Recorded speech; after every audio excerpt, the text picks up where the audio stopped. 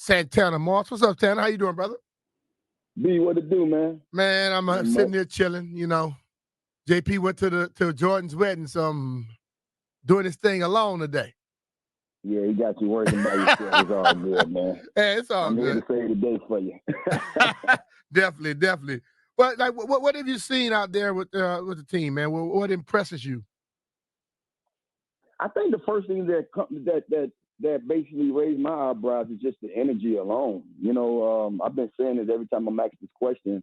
What jumps out, and I think it's just the energy in the building from the start. When you walk in that building, you know, I'm not sure who I can give all the credit to, and I'm pretty sure it's kind of you can give most of it to Dan Quinn because the kind of environment that he wants to have around there. But immediately from the staff all the way down to the players, you can just feel something different. And I'm an energy guy. Obviously, me and you had these conversations a long time ago. All the time about just I know where to go and where not to go off the vibe. And that's something that you see instantly. And not only I'm walking through the building, I'm feeling it. When you watch them practicing, the way they start practice, every drill, how they competing against each other, how, they're out there battling, trying to get after each other. Like one of the things that we said for years, and this not to, those stones at anyone, but, at times when we watched our practices, we kind of came off not as motivated of what we saw. So it's not a surprise to see the outcome at times on Sundays. Mm-hmm. And right now, if I have to jump the block or jump the gun and say what I feel and what I see, I think right there, that sets the tone. It's the energy, man. It's unbelievable. Well, a lot of questions always come out about Jayden Daniels. And when people ask me, I say, listen, I can't tell you what he's going to be. But I can damn sure tell you he's doing the stuff that he needs to do to try to be good. What do you see when you look at the young buck? Yeah, that's one of the things that stands out. I think most of the things I haven't seen much. I've seen a couple of practices here and there because, when you right now, OTAs, as a receiver, as a former player in this league, there's only but so much you can see from a guy when it's not the real bullets out there, being thrown at him. But for the little parts that I have with just, feet work, some of the things I see in the 7-on-7 with, hitting the open guy, reading defenses. It looked like he's reading defense, but like I said, you kind of take that as a grain of salt too, because you don't know how much they're throwing at him this early. But I think for the most part, knowing that he's a rookie, knowing that it's going to be a uphill battle, for any rookie in this league, no matter what position, let alone the quarterback position, which got to be arguably the hardest position, in professional football. To see him handle some of the things that he's been handling and taking on the way he has, and then hearing some of the remarks from his teammates and guys like Terry and those guys, I can say so far so good. I think it's only but so much you can take from it, but I think I'm more eager to see how things really gets going when we have these, I guess you can say these practices when we're going to be going against the other team and some of the practices that I'm pretty sure that's going to be live here in Ashburn, in a couple of weeks. But, so far so good, man. He's doing the little things that makes you have a chance. I heard Terry interviewed a couple of weeks ago, and he talked about how, if something then went right in practice, he wanted to get that rep again after practice. That's what it takes right there. That's the way you bond. That's the way you gel. That's the way I find out about my guy, if I was a quarterback. And as a receiver, that's the way you earn the trust in your quarterback being available for him. So, I'm happy to hear that he has these kind of intangibles already, because I know and that's what makes those guys tick. That's what makes the great ones great. Well, Terry McLaurin is a guy who's going to play no matter what. We had Jahan Dotson first year. He came out. He showed what he's capable of. Last year had a kind of a down year. What are you expecting from Terry, Jahan, and who's going to step up and be that third guy? The third guy is going to always be the question. I mean, until we really see it, we'll be wondering. To be honest with you, I'm always throw this guy name around because I'm always looking for somebody to just do what they're here for. And De'Ami Brown is one of those guys. I think he's the guy that has the potential. Mm-hmm.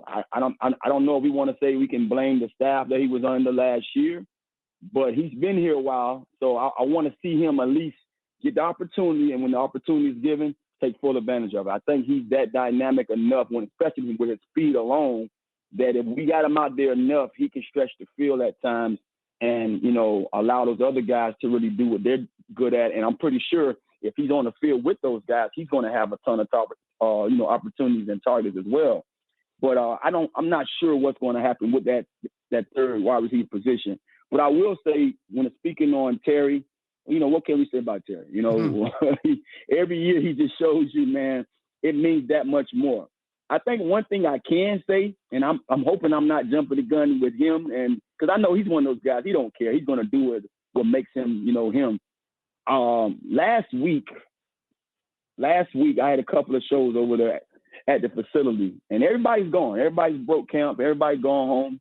Terry was over there, out there by himself, running gases, running wind sprints. And me and Smoot, I say, Smoot, you see that's Terry out there running them sprints by himself. And I say, this man is still here when you have at least, a month off now, like, 3 or 4 weeks off. He's still here getting it in by himself. And he wasn't the only guy. I saw Jonathan Allen come out the building, a lot of these older guys. So when you see your vets doing that, it's on. And like I said before, I heard that interview from him last week. And what he said in that interview is that this year has been different. He hasn't really been eager to take the vacations that he's taken the past few years. He's been more eager to kind of go out there and get back after it, because we know Terry don't say much about it, but you can see he plays with a chip. And I think he's not feeling how people not giving him the credit that he deserves nationally. And I'm not trying to speak for him, but I could just see, man, this is a guy who's motivated, even after having another 1,000-yard season, which that made 4 in a row for him. He's motivated to go out here and really dominate this year. So don't be surprised if we see Terry being Terry straight out the gate. We're talking to Santana Moss on the BetQL guest line. You can follow him on Instagram at 8 to the 9. That's EIGHCTODANINE. And Tanner, well, we're going to talk about it coming up a little bit later in the NFL top 20 wide receivers. And I've been teasing it, saying, let's see if Terry shows up in there. I'll tell you he showed up, but I'm not going to tell you where he showed up at. But ultimately, though, the guy that I heard a lot of different guys mention his name. One thing about this team, we've had guys there are a lot of guys on this team that are quiet, and some guys they're leaders still, but they're guys that can come in and talk. I've heard Bobby Wagner's name a lot. How important you think he's going to be for this defense and hell, the whole team? Yeah, I think, man, when you have a presence like Wagner, and I don't know him personally. I've been a fan of his game since I was playing. When I was playing against him, and he was a bit younger at that time, and he's always played on that level. So that goes to show you how long he's been doing what he's been doing. But I think when you bring a presence like his in the building, you immediately get a guy that, regardless of if he's very vocal or not, the way he leads, it kind of trickles down throughout the entire team. Not only just the defense that he's leading. And, I speak of that because I was witness to the way London Fletcher led. Yeah. London was a guy, man, as an offensive guy, I used to sit over there and listen to him, watch him, especially when he led the team out there to battle on Sundays or whatever game day it was. This guy, when he spoke, you listened because you understood the way he goes out there and handle his business, and the way when he's speaking from a standpoint of, I'm not just telling you this. I'm a guy that's telling you what I'm doing, so you need to get on board and do the same thing. That's the way we're going to win. That's the way we're going to have a chance to. So when I look at it, Wagner, and just hear all the praises that have been coming in from his career, and just seeing, he knows this coach, Dan Quinn. He knows the defense. He's been around his linebacker coach when he was in Seattle. He just came from Seattle, where I believe he led the league, or he was in the top 3 of this league in tackles. And he's at what, 35, 36? I'm not sure if that's that's accurate. But for a guy to still be playing on that level at this age and this point in his career, you can't do nothing but pay attention and listen to what he has to say. So with that being said, man, I know he's going to lead that defense. But I think when it comes down to the entire team, for so many years we've been saying you got Jay Allen that's always spoke up for the team. You got this guy, you got that guy. But if you really look at it, those guys that were speaking up for this young commander squad, they were young guys themselves. Yeah. You know, I mean, they didn't have enough tread on their tires to be really considered as a vet. You understand? So now you have a guy that's very seasoned, that knows what it's like to have that, host that trophy and, you know, wear that ring, and that has played at a high level. All you can expect is him to expect everybody to go out there and have that same intensity that he brings. So, I'm excited, man, just to know that they have those type of leaders around. And, you know, I'm looking at some of the defensive guys like a Jayden Daniels, you know what I mean, to see how can he turn the curve having a guy like that. Now he can actually really ask questions and really feed off of. And then not just to talk about Wagner, a guy like Louisville, you know what I mean? He's another guy that's there that's going to be there as a leader. And you have a ton of other guys that we're not speaking about. But, man, it's an exciting thing to see, as you know, as a former player, knowing that those guys mean so much to your organization when it comes to winning and losing. Because, you know, not only that he's going to show up in them games when they win, but he's a great guy to have around when they take an L or not have the performance that they want, because he's a guy that you can look at and see how he comes back to work and see what he tells his guys, you know, how to go out there and handle this week, knowing that it wasn't a great one. Yeah, and I look at, I say the same thing you say about Jamin, because now he should be playing a position, and I think he has a coaching staff who's going to allow him to utilize his strengths and not try to make him do something that he hadn't done, you know. And then having Bobby Wagner there who could take some of that pressure off of him. They talk about how athletic Jamin is. Well, let him do it. Let's see it. And I think by them letting him pass, rush and all, they're doing that. But you work with Smoot, and I'm sure Smoot is running his mouth about the secondary. Forbes had a eye-opening first year. Benjamin St. Juste has been around, and now you got the young man Saren still. And that dude can play. So what do you think is going to happen in the secondary this year? You know, I have high hopes for the secondary. I think one of the reasons why, more than anything, as a receiver, man, I find it hard to be efficient defensively if you're not aggressive on the outside.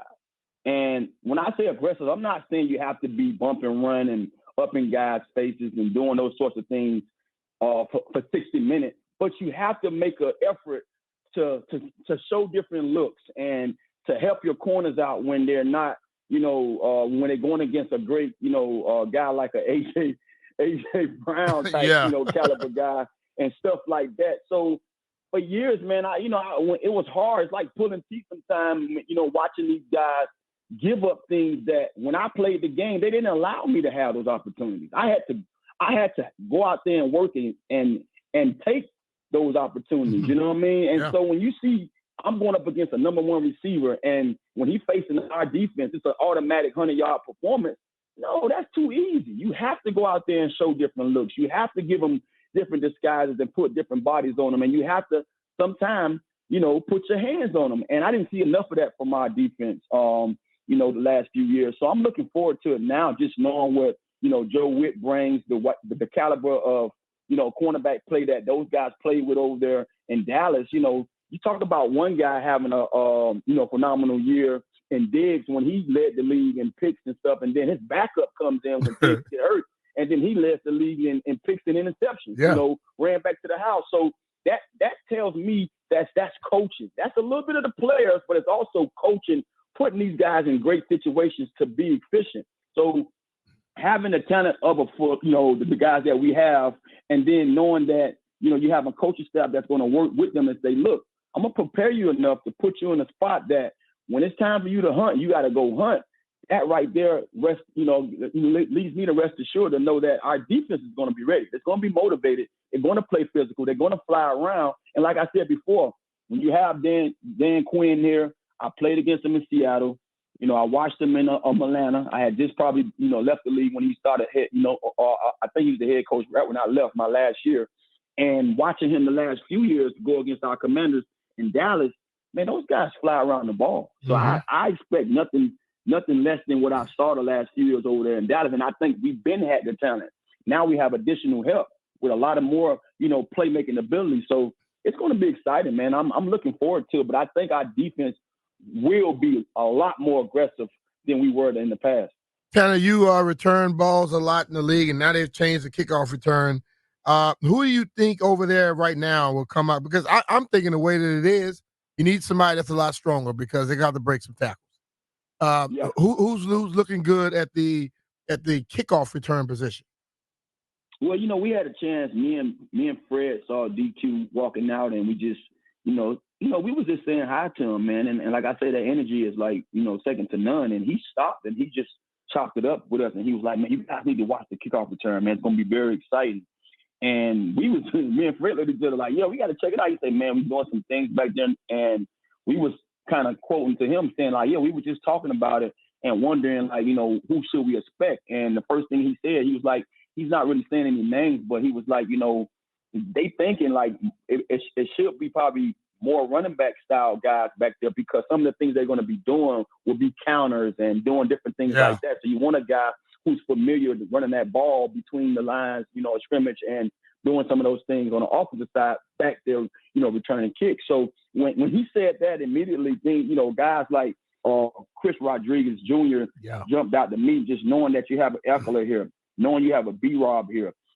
Where is he going to get his touches at, or where is he going to be able to, play his role or have his part on his team? I think special teams, not only kick return, but probably some other teams. Yeah. So guys like him, and then, you never know. You might see an Eckler back there too, because now if he's not a starter, then hey, I'm gonna put him back there kick return wise and let him get those touches and get lathered up in the game. So when we do call on him throughout the offensive, game plan, he already be ready. So I think we can all probably expect a guy that's familiar with carrying the ball between the tackles, and more so probably one of our backup running backs. Well, I always felt that when you got the kickoff return, you need a big dude back there. But before we let you go, Tanner, I was sitting there with my boy yesterday, and he said, man, Santana used to run some damn routes. So he had this highlight reel of you running routes, dude. You were cooking people, bro. You ran one stop and go, but you just hit those feet and were going. Dude didn't know where the hell you were, man. And Jahan Dotson, that's why I think of it with Jahan, is a route runner. How has he looked for you, and how you think he bounced back this year? Man, it's one of those things about this league. We had a chance to chop it up with Jahan early, and that's why he jumped out the page to me when we was drafting him. He was one of the top 3 guys in his class that I liked. And I was like, man, this guy just always open. And, when people hear about guys being open, they think everybody's got to be fast and outrun everybody. And I'm like, credit to us, I had that, but I also had a way of putting my foot in the ground in a timely fashion and separating from a guy. Jahan has showed me that both years. Now, I know last year probably wasn't the year that he expected, but you go through those years as a receiver in the league. I tell folks all the time, in 14 seasons, every year wasn't peaches and cream. But the one thing that I found out about myself through those years, that I always had to dig a little deeper, and I couldn't blame the situation. I had to kind of say, you know what, Tanner, it's your fault that you're not getting the ball. So however Jahan seen it last year, I'm hoping that he put the blame on himself and he just put the work in. I think he's phenomenal, man. I think he's a great talent. I'm not sure if he's a every down outside guy. I will play with him, put him in a slot sometime, put him outside. I think he can do both because he showed us that his rookie season. But I think he's phenomenal. And I know with this offense, just knowing how they did things, they're going to find a way to get him the ball. And then when you have a guy like Jayden Daniels who can, the defense is going to have to be honest. They're going to have to play honest. So when you have a defense knowing that I have a quarterback that can take off and run, so I can't just be showing these funky looks or turning my back and running with these receivers, it's going to leave a lot of holes open, in the middle of that field and on the outside for guys like Jahan Dotson and Terry McLaurin. So, I think highly of the kid, man. And just a little snippet of what he told us, man. He wasn't happy with last year either. And he's been working. He said, I left the season, this past season, and I immediately got back to work. I didn't take too much of a break. And I said, you know what? I predict you having a greater year then. Because that right there, it's all about work, BMitch. We played this game for a long time. It wasn't because we were just fortunate. No, we put the work in. And if you want to have a long career, if you want to have a great season or a great career, you have to put the work in. So I think he already got a taste of that bug, and he didn't like the way it tastes. All right, well, I'm looking forward to it and looking forward to hitting the road with you again this year, brother. So appreciate you giving us some time, man. I can't wait, man. I can't wait. We got to find all the sweets.